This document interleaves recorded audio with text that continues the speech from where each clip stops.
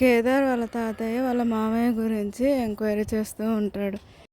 వాళ్ళ మామయ్య అడ్రస్ కనుక్కొని తన మనవడు ఎక్కడున్నాడో తెలుసుకోవాలని మాట్లాడుతూ ఉంటాడు.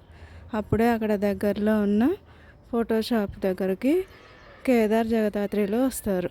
కేదార్ వాళ్ళ అమ్మ ఫోటోని లామినేషన్ చేయించాలని వస్తాడు. కానీ ఆ ఫోటో గాలికి ఎగిరిపోయి వాళ్ళ తాతయ్య కాళ్ళ దగ్గర పడుతుంది. వాళ్ళు వెతుక్కుంటూ అతని దగ్గరికి వెళ్తారు. కేదార్ అతన్ని చూసి అలాగే నిలబడిపోతాడు.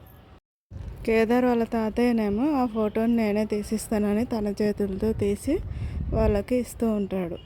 జగదాత్రి కేదార్ని చూసి ఏమైంది, ఎందుకు అలా చూస్తున్నావు అంటూ తనని అడుగుతూ ఉంటుంది. కేదార్ వాళ్ళ తాతయ్యని కూడా కేదార్ని చూసి ఎక్కడో చూసినట్టుగా అనిపిస్తుందని అనుకుంటూ ఉంటాడు. జగదాత్రినేమో కేదార్ అలా ఆశ్చర్యంగా చూస్తూ ఉండడం చూసి ఏం జరిగింది, ఏమైంది నీకు అని అంటూ ఉంటుంది.